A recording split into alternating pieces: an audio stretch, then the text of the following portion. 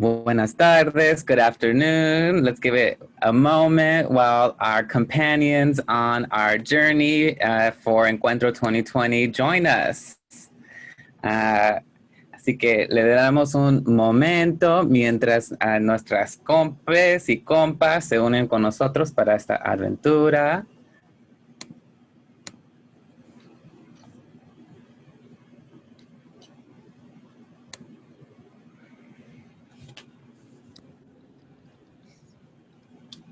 I hope each of you is able to get a snack or a drink of water or get some fresh air. Espero que todos ustedes pudieron encontrar un vasito de agua, un postre o algo, pudieron respirar un poco de aire fresca durante su descanso. I'm gonna give it one more moment.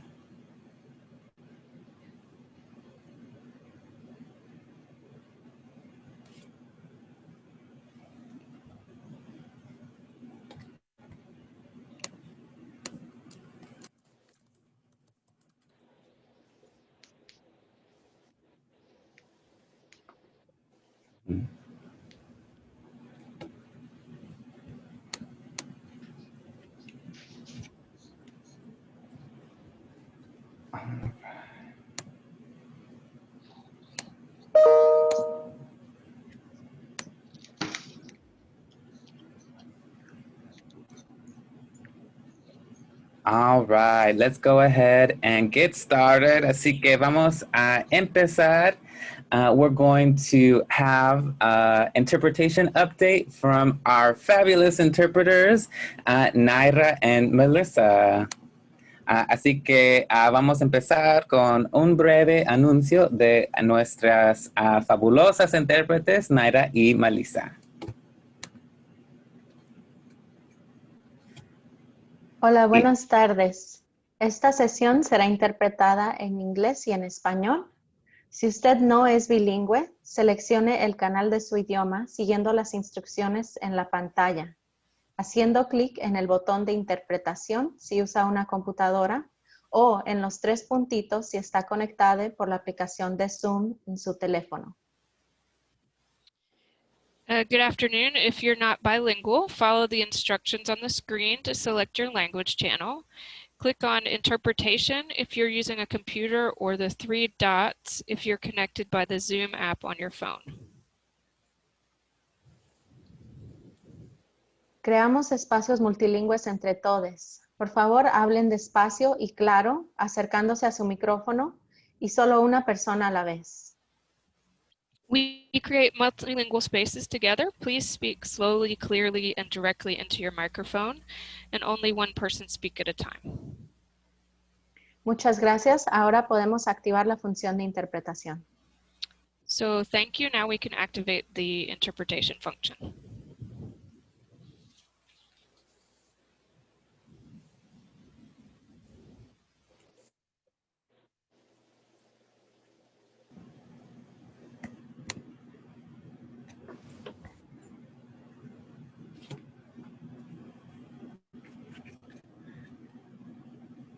Excellent. It looks like our interpretation is active.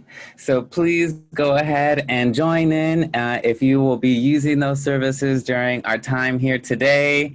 Once again, good afternoon. I'm so excited for this roundtable featuring some of my favorite folks to learn from.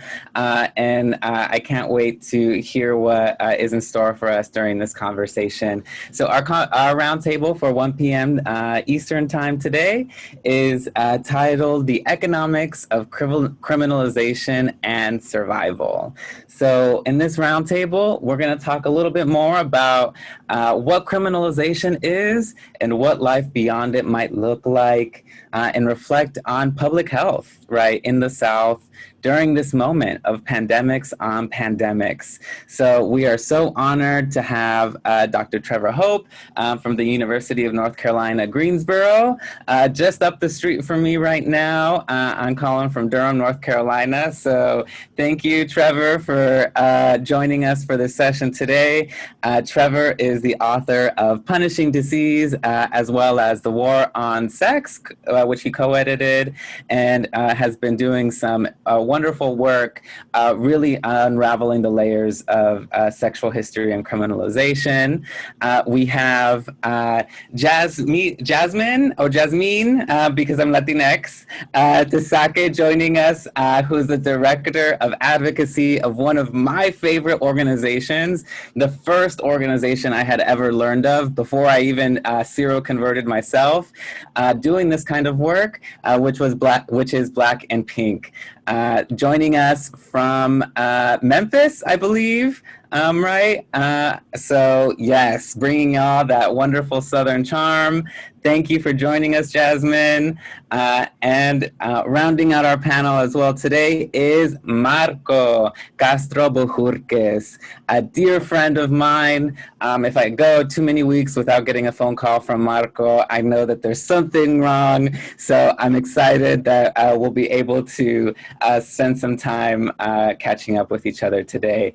I'd like to start off by inviting each of y'all to share a little bit about some of your work and what you're currently up to and how you're feeling also during this time. I know that Trevor, we had talked a little bit about order before, so I'll give the floor to Trevor first, and then we can take it from there. So you just want me to briefly chime in on kind of what I'm up to, yep, okay, perfect. So thank you, Jose, for setting this up and for organizing all this. It's an honor and a privilege to be part of this conversation. I am a huge fan of Black and Pink, and I am so glad that y'all are here. I'm working with Dominique right now, the executive director, on a new project, and she's awesome. And Marco, I know from way back when, so it's also some of my favorite people on the call, so I feel very honored to be here. So I work on the criminalization of HIV. I study it as a sociologist. I also consider myself an advocate in the sense that I want to generate scientific and truthful information, obviously, but I also believe that changing the laws is critical to the survival and prosperity of people living with HIV in the United States. So I sort of am in a different position than some scientists might position themselves.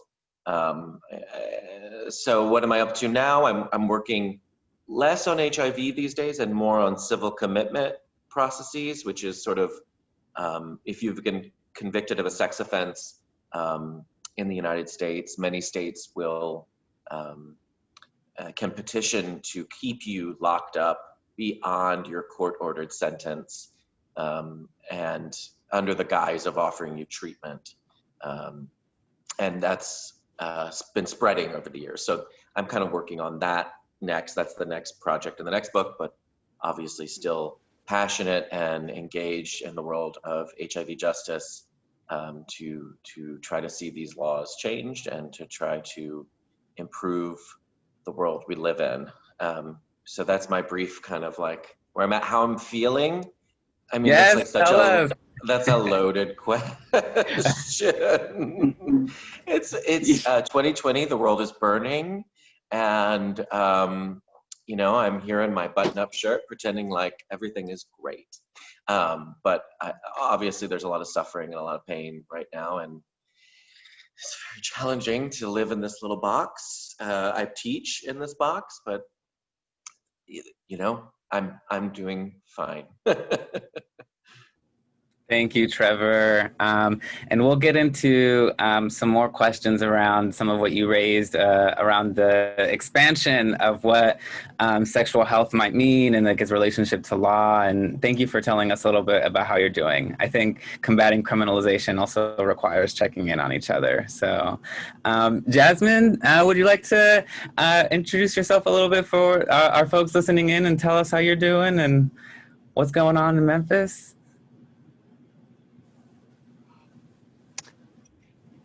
Hello, everyone. Can you hear me well? We can hear you. It looks like there might be a little lag with your video, but we can hear you. Oh, there you go. Okay, Perfect. great. Okay, great. My name is Jasmine Tasaki. I'm from Memphis, Tennessee. I'm the Director of Advocacy for Black and Pink. Our wonderful Executive Director is Dominique Morgan. And thank you, Trevor, for, and also to you, Jose, for saying that we are one of your favorite organizations.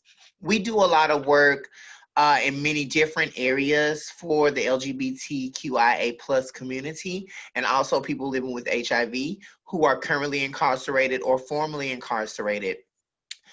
Personally, I oversee the chapters within the country, and I also oversee the National Criminalization Working Group. So that working group has about 8 subgroups, and we, as a working group, are now currently working on a presidential transition memo.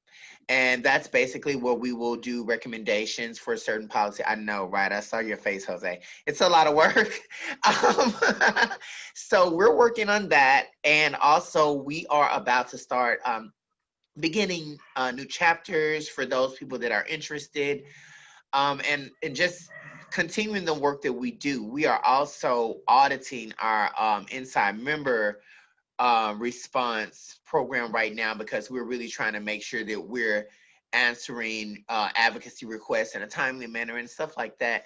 So we get a lot on our plate, but it's all for the good of the community. And I am honored to be here. There are some fabulous people on this panel, so I'm just honored and excited. Thank you. Well, something I didn't mention is that my colleague Joaquin, who's currently helping with tech, and I have hosted some letter writing events through the resources that Black and Pink has provided. And I know that there'll be interest in the triangle if y'all are ever trying to start a chapter here. So definitely let us know.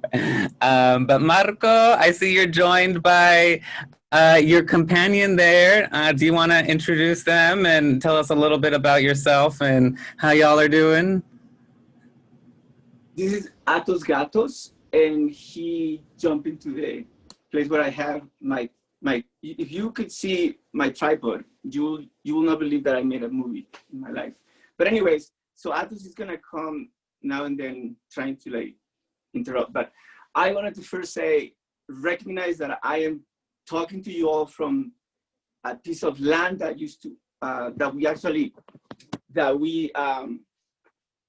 we appropriated from the Washoe people here in Nevada. I also want to acknowledge the life of a dear organizer that was killed in Ciudad Juarez recently. Her name is Mireya Rodriguez Lemus. And she was killed in Ciudad Juarez. She was a trans organizer that worked a lot on HIV, and I want to elevate her humanity and calling her presence into this into our dimension, as well as Breonna, as well as the life of Breonna Taylor. And I want to say that I'm fine keeping up with the legacy of Breonna until we find some justice. Those are the motivations for me, and I think it's good. It's important to say their names. So I'm supposed to tell you how am I doing and what I'm working on, right? So my work is mostly on HIV, human rights organizing. One of my projects right now that I am putting a lot of attention is on HIV Racial Justice Now, a collective of about 20 organizers of color in the HIV movement that we got together. We wrote a framework because we believe that through racial justice is the only way that we can end the HIV epidemic. And so we wrote a framework so you can all use it. I posted in the chat box in a second. And then I'm also working with the People Living with HIV Caucus, and with a group that we have been doing molecular HIV surveillance work since we learned about it. And how am I doing? I'm doing okay. Sometimes I'm not doing very well, but today is a good day. And I love the work that Trevor has done. I met him before he published his great book. And Trevor, we use actually your work in all of the work that we do on HIV criminalization. So we're very grateful. And Jasmine, I could not. You were so inspiring in this article that I read about your work and how you connected the soul to your work. It's very important, and I wanted to appreciate you. It's an honor to be with the two of you and with amazing people from Latinos in the Deep South and the Latino Commission on AIDS. I love you all. Thank you for having me. Yes, lots of love on this roundtable. And I really appreciate you mentioning Breonna Taylor's name, right? We know that over the weekend, the non-indictment of the officers involved in that case really also reminds us, right, of how much we need to be talking about criminalization. It's one of those things that allows us to really analyze the expansion of the carceral system beyond formal prisons, right, and jails. So I'd like to open up this question to the floor and invite y'all to share in however many words you feel comfortable, how you understand criminalization or how your organization understands criminalization, and open that up for our participants to kind of get some gems from that. Because we know this is a word that circulates a lot, but what does it mean? What are we talking about? Yeah. For me, when I think of criminalization, I think of any direct stigmatization or any inadvertent stigmatization that happens when people are talking about health, when people are talking about drug use, when people are talking about race. So that's what resonates with me when I think of criminalization. And I think that a lot of people experience criminalization or are able to identify criminalization through their issues or through going through their issues. Sometimes people don't even realize what criminalization is until it actually happens to them. So that's what I think about when I think about criminalization. Thank you. So I would just add on to that to say that as a sociologist, I just think of it as a process by which something is turned into a crime in our social imagination in our society. And all things that are criminalized undergo that kind of process. But for HIV, I think a lot in particular about how HIV in the criminal law, under the criminal law, is transformed from kind of a medical issue that doctors kind of manage and public health officials kind of manage into this other thing, this criminal problem. And they use language, really stigmatizing, as Jasmine was indicating, kind of language to kind of, prosecutors kind of use stigmatizing language to make that transformation happen by labeling people with HIV as murderers, by describing HIV as a death sentence. All these kinds of inflammatory, sensational, not medically accurate kinds of things, phrases kind of accomplish that process of criminalization. They do the work of transforming HIV from a medical issue to a criminal issue. And so as a sociologist, that's kind of the transformation that I try to like look at, is how do we do that? What are the processes through which that happens, and how can we stop it? And where it's unnecessary, where it's stigmatizing, where it's problematic, what roadblocks can we put up to kind of throw a wrench in that transformation? Mm-hmm.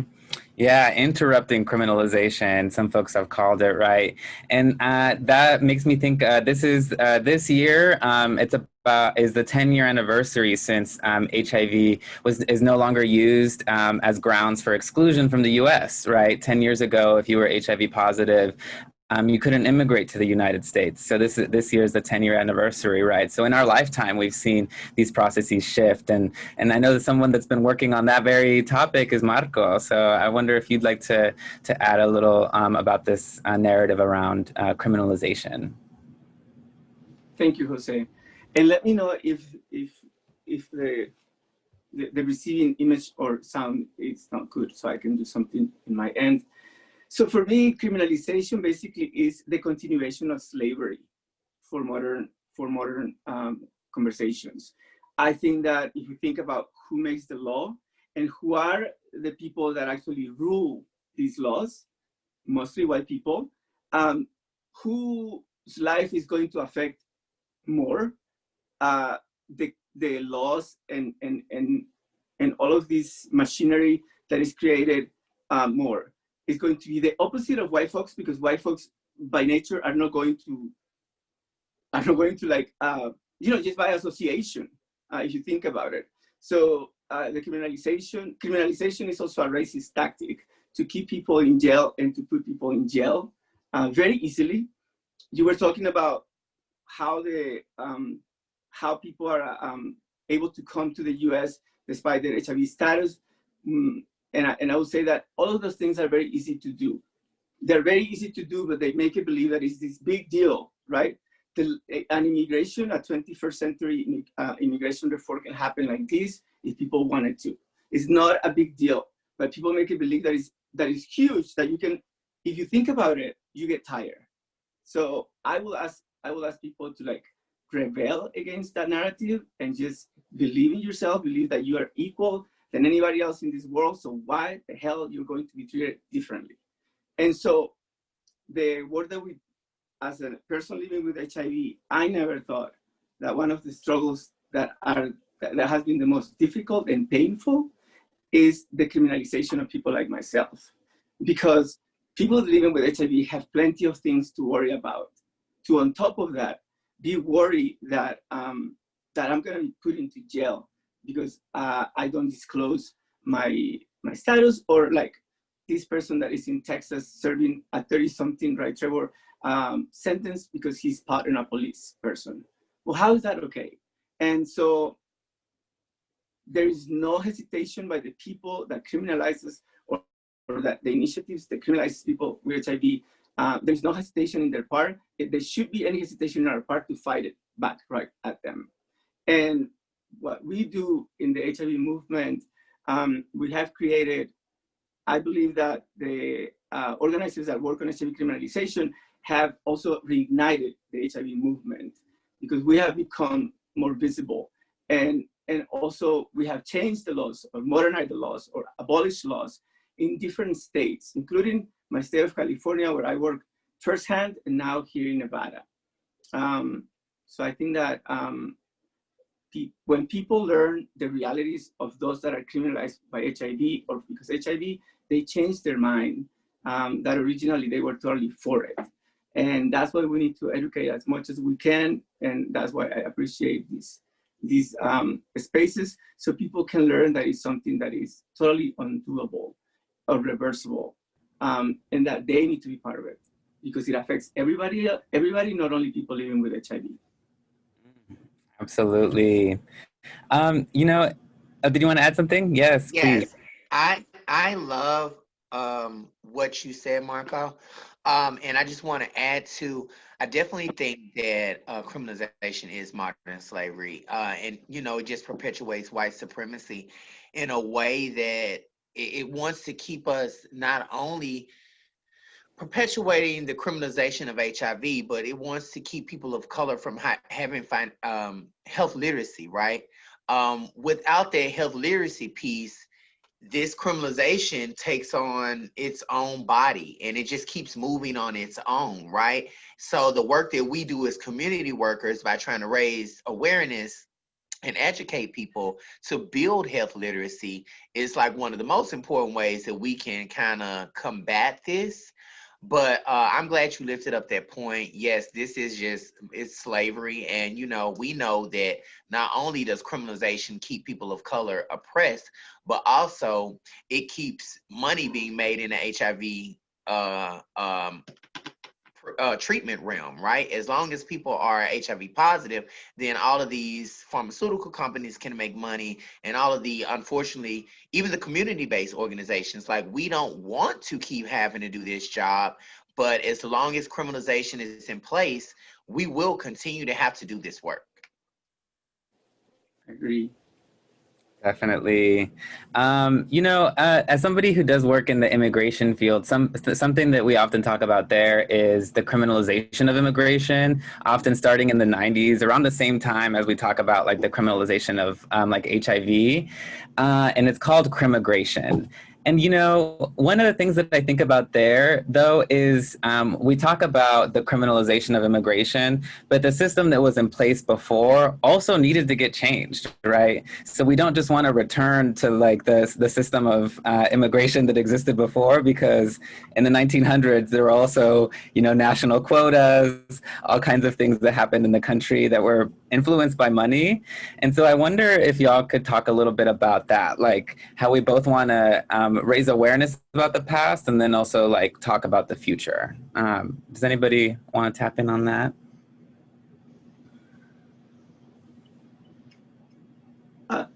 Very quickly, I will just say that, adding to what Jasmine was saying, or Jasmine, como diríamos los Latinx, but adding what Jasmine was saying about the fact that that HIV criminalization supports the pharmaceutical industries. It also supports the folks that do prisons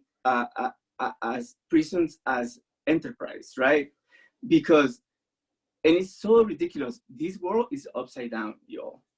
And we know that it's upside down, and we try to have a normal life when we can't. We can't. For each teenager in jail every year, we spend over $100,000, and for each adult, almost $40,000. I mean, with $100,000, I could live my life very easily and probably go on a vacation now and then. Why do we support a system that does something so irrational, so non-logical, so stupid?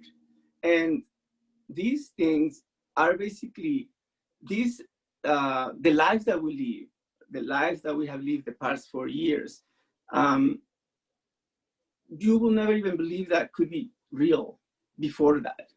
And so we need to be very careful, because soon this is gonna escalate into something that cannot be reversible. And Jose, I'm not answering your question, I know that, but I just feel that we need to say those. I need to say these things because I want for people to be outraged all the time, all the time, because the things that we see and we hear, the way that immigrants have been treated in this country for the past 4 years is indescribable. Like, I would like for people to really use their imagination, but really use your imagination and think what it will feel to be 100 or more days, 300 or more days in a cage and not having pasta or toothpaste, or like your mom, like, how in the hell we think that that's okay?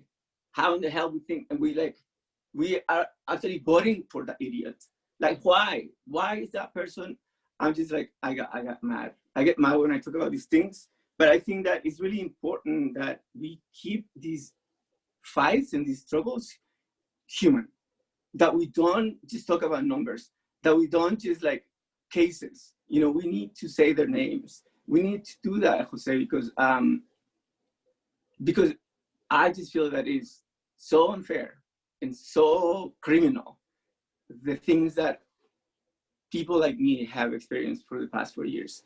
And so my heart goes out to every single person that has been affected negatively by immigration and these and many other administrations. It's just too painful. No, you're definitely answering the question, because money has to do with it, right? Imagine if we paid people who got sick rather than lock them up, right? And spend our resources on that. So that's definitely, I think, a part of the equation as well. I wanted to lift up, we're going all off subject. I'm sorry, but y'all know how this goes. Well, it's not off subject, but it's on subject. And I also want to just talk about how not only does money control what we were just talking about, but also this is a thing of controlling populations. The amount of people that have HIV, the amount of people that are treated, the amount of people that die from complications. Same thing with COVID, right? But all of it is a form of white supremacy that is just being perpetuated so that they can be in control. And money plays a large part of all health disparities. We know that, and all health disparities disproportionately affect people of color, specifically Black people, in a way that keeps us from seeing the end of the tunnel for a lot of the communities of color. You know, voting is so far off of your mind when you have all of these health issues and you have no way to pay for them, or when, Lord forbid, that you don't have somewhere to stay. You can't think about voting. You can't think about wearing condoms. You can't even think about taking medicine for, you know, diagnoses that you already have, because you're going through real life problems every day. And these are results of white supremacy. So yeah, money controls all of it. And the question is, who's getting the money? Okay, we know. Definitely. Trevor, did you want to weigh in on this a little?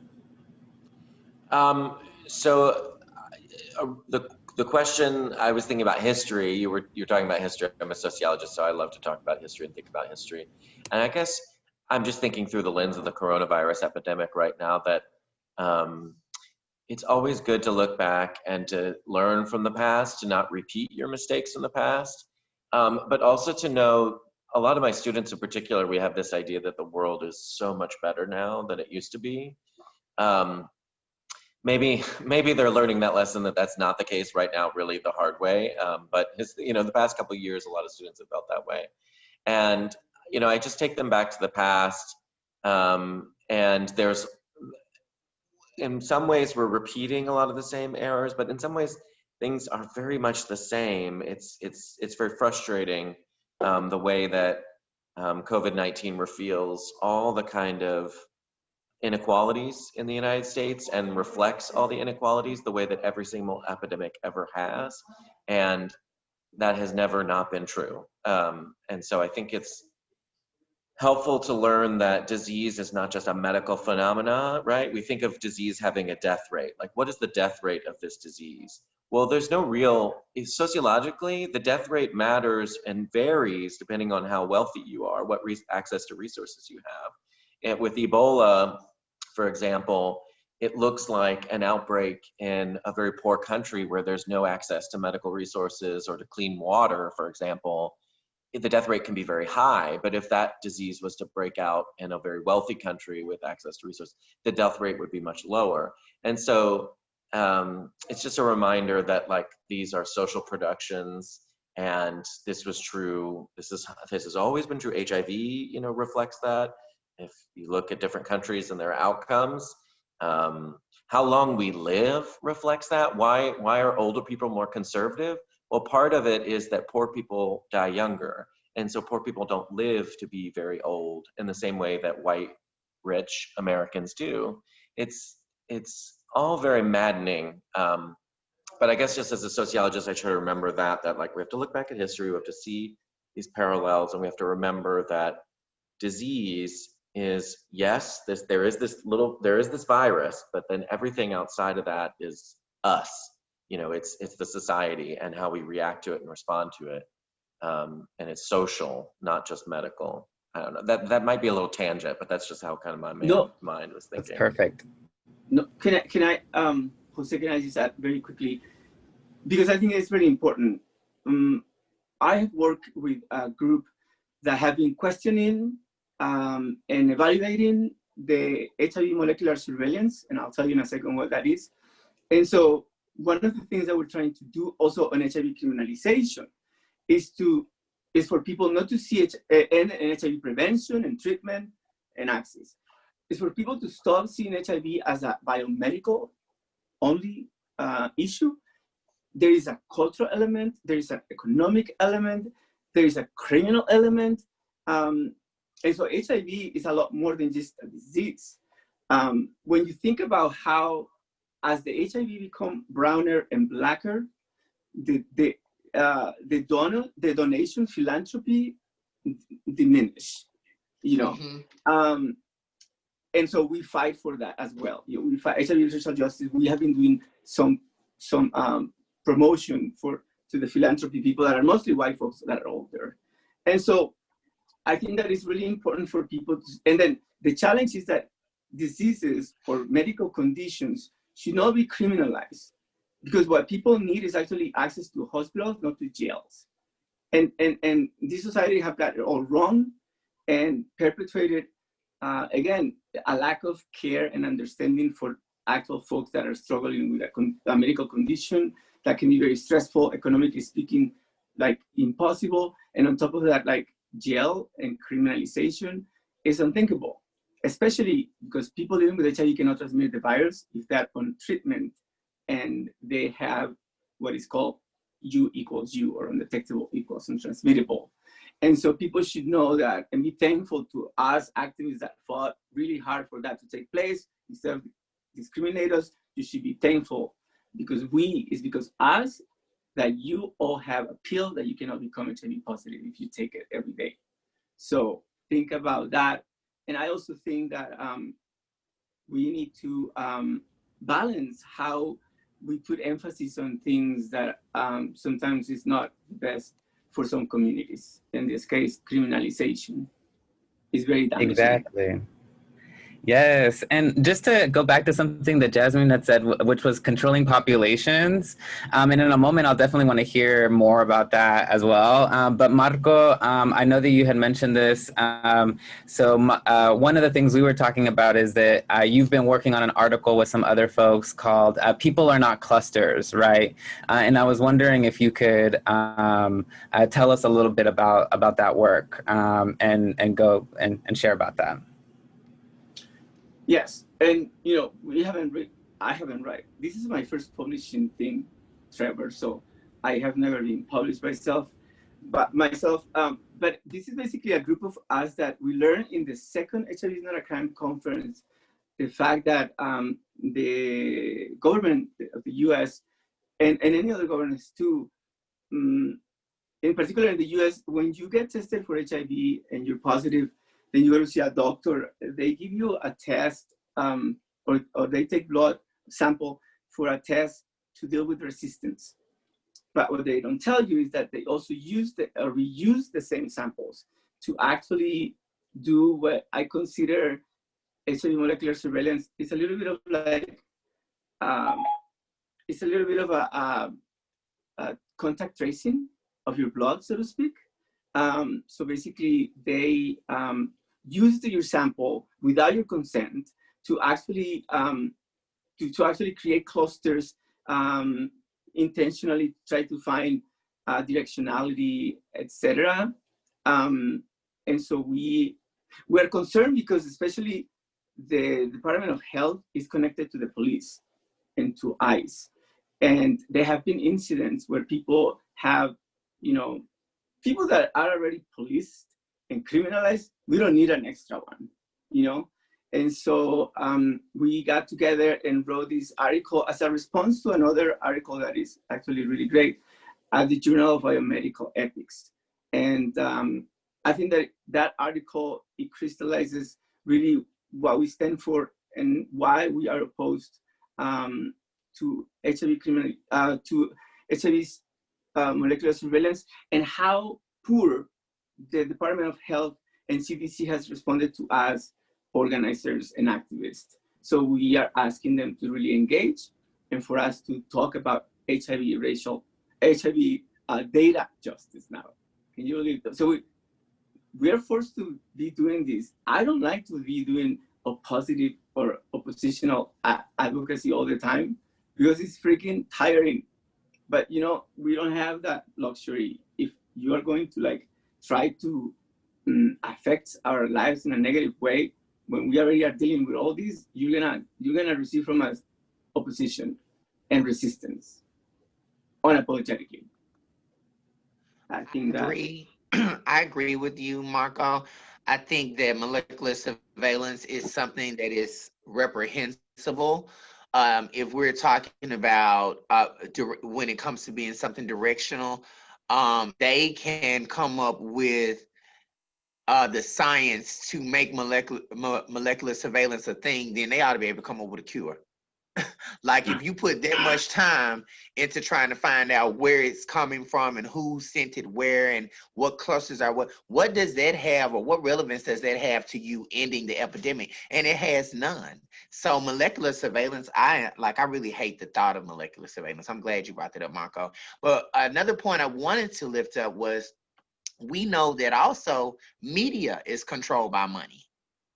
And what we hear about criminalization, well, the criminalization of HIV, the criminalization of sex workers, all that comes through the media, right? And on top of that, or the underbelly of that, is the political climate right now for, the murders against Black and brown bodies.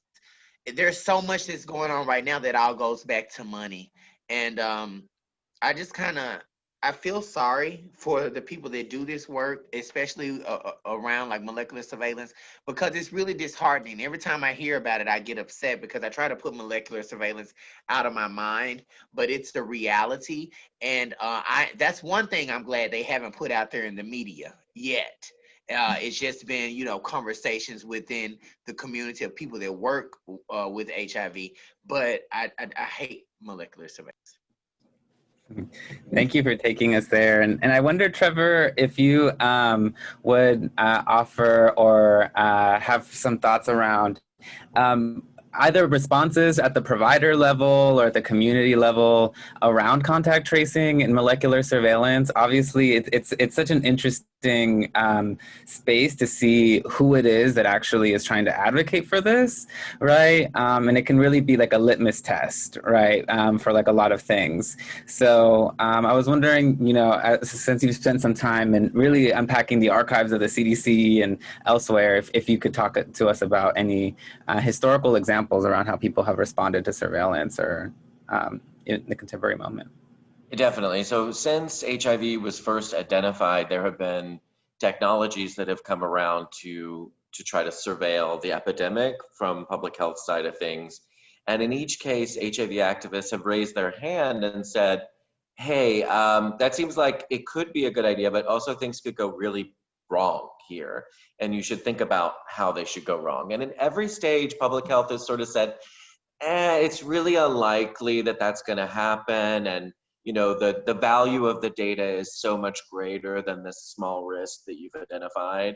And I guess I would just walk through several examples of where that's not been true, which is, for example, in the beginning, when you tested positive for HIV, it was not names-based. There was no record at the state level of your name. It was a code that was randomly, it was assigned to various characteristics of you in some state, but it was not identifiable to you. So you couldn't trace it back to an individual person.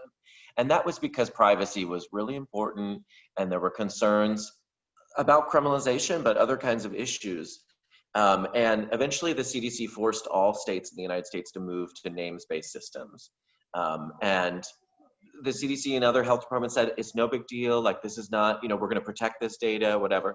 And then you have cases like in Florida, there was an example where a health official had printed out the names of everyone in the county that was positive and had shared it with some of his friends to say, hey, don't sleep with these people. You should know.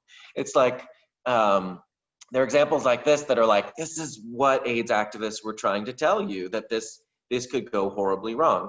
And then we move to contact tracing, right? It seems like a good idea. Epidemiologically, there's some science there. It helps us control infectious diseases. COVID-19, we're seeing similar kinds of debates.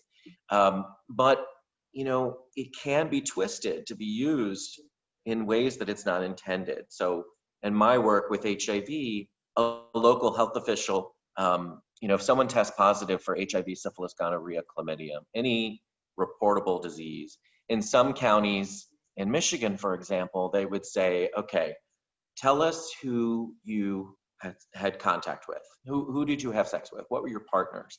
And you would say, well, Joe, Mary, and Bob, for example, just hypothetical.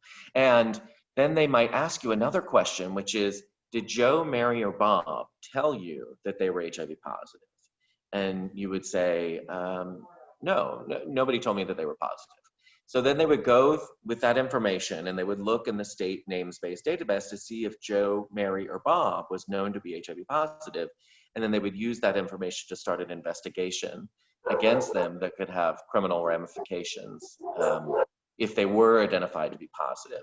So that's another example where like contact tracing, yes, it on its own, it's not harmful, but it can be used to ends that can facilitate criminalization if you don't put in, you know, strong roadblocks to prevent that from happening.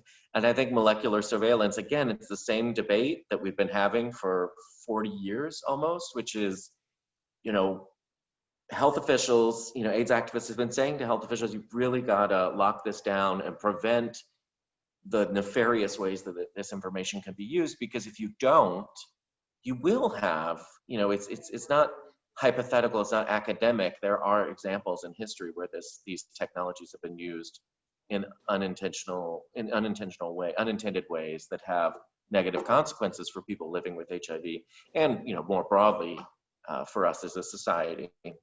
So, you know, molecular surveillance, I think we haven't seen that, you know, negative outcome yet, but I think what AIDS activists are saying is you need to protect against that, and it's not clear how to do that, how to protect that information while also, you know, going through with it. So it's not clear how to do it safely, but you know, I think what AIDS activists and others are saying is, you know, it needs to happen now, not 5 years from now when some bad outcome happens. Protect it now. And we go, I'm sorry, and we go back to even basics, Trevor. We also are saying that if public health is there to actually do public health, then they're discounting us, people living with HIV, as public. Because they always say, it's because of why are you doing HIV molecular surveillance if you may be criminalized, for example? And they're like, it's all, I think that is okay because it's all for the public good. And so I'm sorry to my interpreters that I was like going 110%. So I think that one of the main arguments is that if they are actually working for the betterment of the public, then they need to include us in that equation as well. Because if it's all for the public good and we're saying that it's not good for us, you need to do something about it.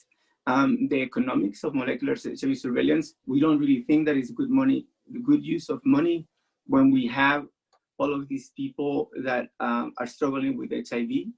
The connections with coronavirus and the two pandemics working together is disastrous in some communities, mostly communities of color.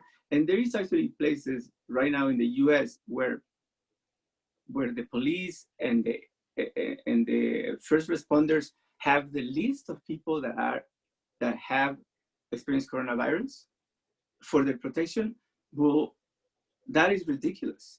Like, do you understand how the police is going to act if they go into a household when they actually know there is somebody there with coronavirus or had coronavirus? With all these the stigmatization of the pandemic, just basically making the same mistakes that Trevor was talking about that happened during the HIV pandemic as well. So I just wanted to add that to amazing remarks by Trevor about these issues. Yes. And Marco, in that article that I had referenced that y'all is going to be released soon, which is that clusters are people are not clusters. It ends with a title that I really liked, which was Toward the Abolition of Harmful Public Health Practices, right? And I wanted to unpack that a little bit, right? Because it references abolition. And I know that Black and Pink is an explicitly abolitionist org. And also you mentioned practices, right? Which is kind of giving the benefit of the doubt in a way, right? It's like, these are practices. So that means that there are other practices that we can maybe try, right? But I was wondering, open that up also to Jasmine, if you could talk about some of that piece as well around like abolition and survival.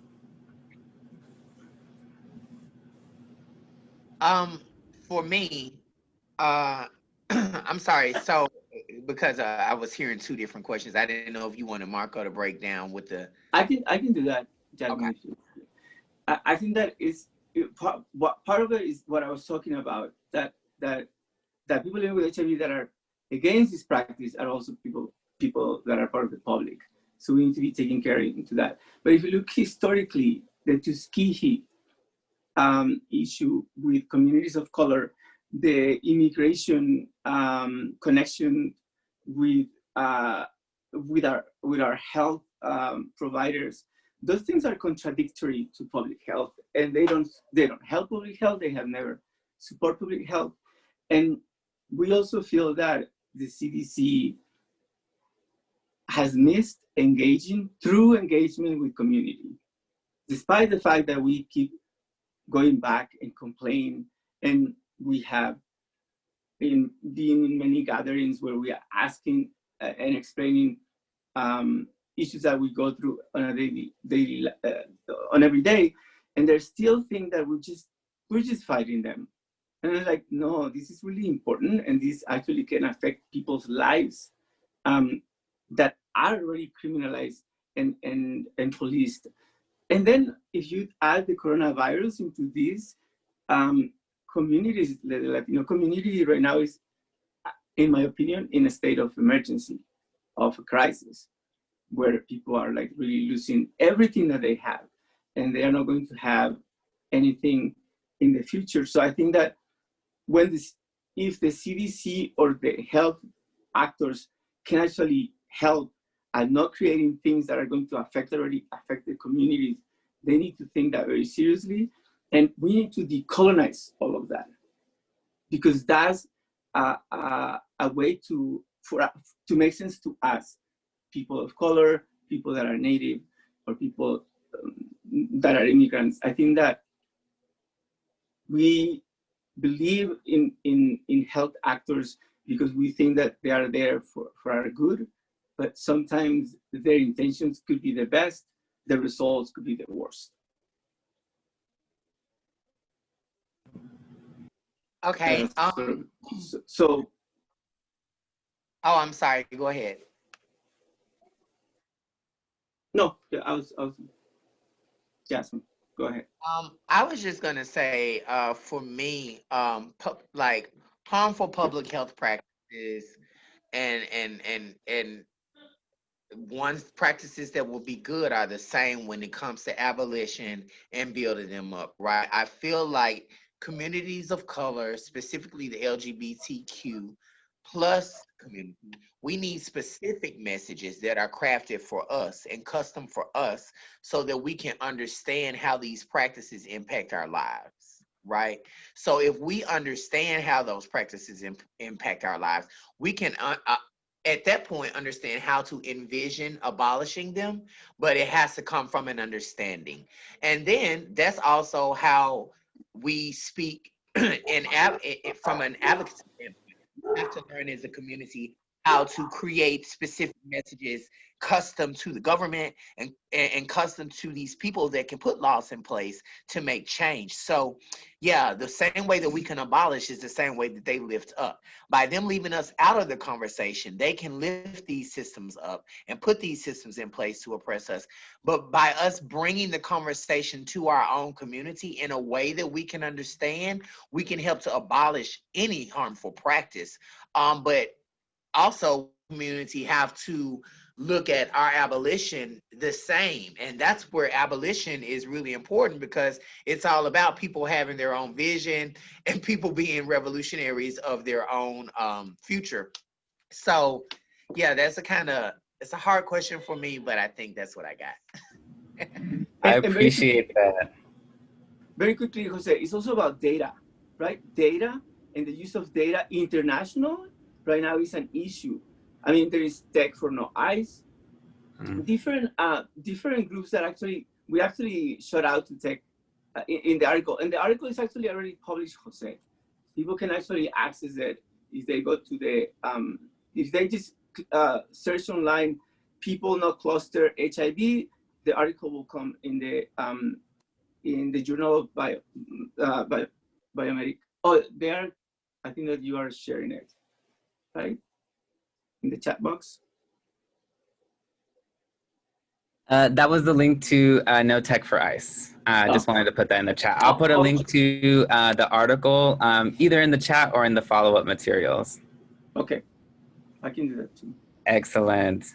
And as we get towards the end of our session today, wanted to see if any of y'all had a question for each other, actually. I always like to leave the floor open. Sometimes these venues are the only space for colleagues and collaborators to see each other. So wanted to see if y'all had a question for each other. Meanwhile, invite any of our participants to submit a question in the chat or via the Q&A.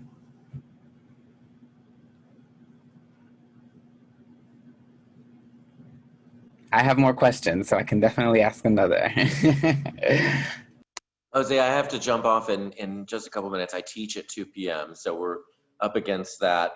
So if there is anything, if anyone has any questions, I'll do a last call. I have a couple minutes, and then I do have to teach my class.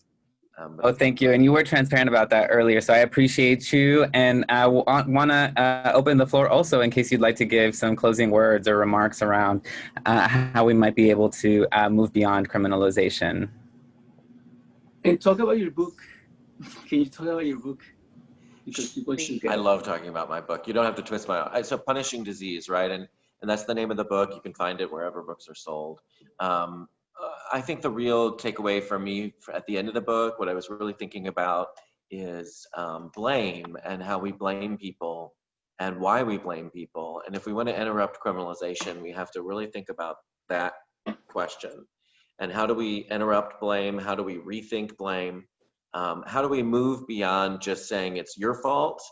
You should go to jail, or you should be punished for this thing. Just saying, well, what are all the other things that, you know, socially impacted whatever the alleged harmful behavior is that we're talking about.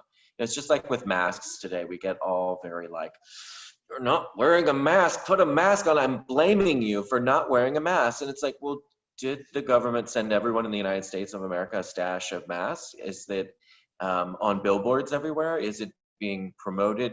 It is starting to now, but really very slowly, and it varies so much based on whether you live in a big city like Chicago where there's money to do stuff like that, or you live in more conservative places where they're not interested in promoting them.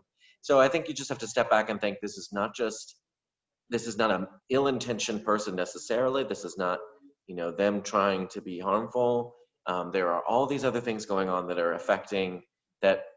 It would be better served if you wanted to change their behavior to interrupt those other things, to promote masks, for example, or to you know, go over the social causes. Because if you just focus at the individual level, you know, you're not going to really change how things work.